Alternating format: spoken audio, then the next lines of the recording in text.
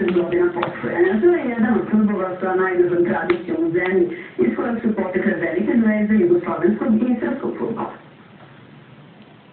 Fudbalski klub Radnički iz Niša prve utakmice u zvaničnom prvenstvu odigrao 1925. godine u Moravskoj fudbalskoj župi. Do tada je 2 godine igrao prijateljski kvalifikacione mečeve u okviru Beogradskog loptačkog podsaveza. Veliki uspeh Radnički ostvario 1962. kada je izborio plasman u prvu saveznu ligu. Prvi međunarodni trofej niški tim je osvojio 1975. godine kao najbolji na Balkanskom kupu. Radnički 1982. ostvario svoj najveći uspeh, plasiravši se u polufinale kupa UEFA.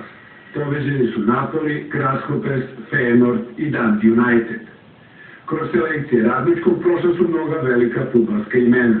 Dragan Panterić, Miodrag Knežević, Dragan Holcer, Dragan Stojković Piksi, Dejan Petković Rambo. Zaštitni znak kluba su navijači Merakli. Grupa je osnovana 1989. godine, 3 dana pred prvenstvenu utakmicu između Radničkog i Crvene zvezde. Radnički se sada posle 9 godina pauze takmiči u Superligi. Trenutno zauzima 8. poziciju sa 31 bodom. Na stadionu Čair u Nišu je kolega Dejan Tasić. Dejane, kako klub obeležava ovu značajnu godišnjicu?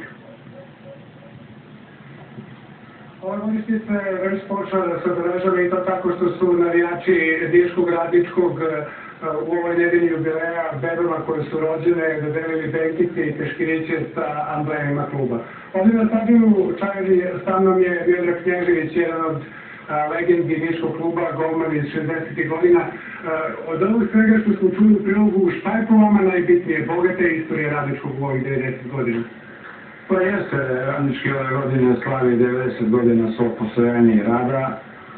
To je godina, znači, prošlosti, istorije, sećanja i ovo što vi kažete ima puno važnih, znači važnih momenata koje ne možemo da ne spomenemo i da o njima nešto ne kažemo. Je li vama najvažniji taj ulazak u prvu ligu 62. kad ste vidjeli u timu možda?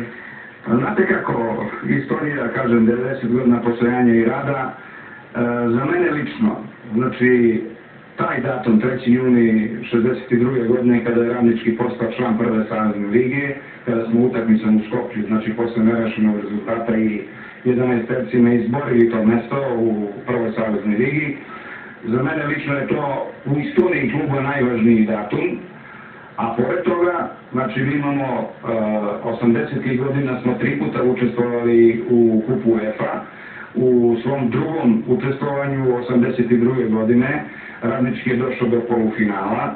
Ovdje smo na ovom stadionu igrali sa Hamburgerom, nažalost tamo smo izgubili i imali smo priliku jednu da budemo i u finalu, znači kupa UEFA. Tako da, na vaše pitanje, za mene je istorijski najvažniji datum ulazak fudbalskog kluba Radnički u prvu saveznu ligu, pored mnogo tih istorijskih trenutaka koje nemamo vremena da vam ima sada govorim. Hvala vam puno, samo da kažem našim gledalcima da će centralna svečanost obeležavanja ove godišnjice biti u subotu ovdje na stadionu Čair, kada Radnički igra protiv ekipe OFK Beograda i ono što je najvažnije, ulaz za sve gledalce je besplatan. Miljana? Hvala ti, Dejane. Vreme je za vremensku prognozu.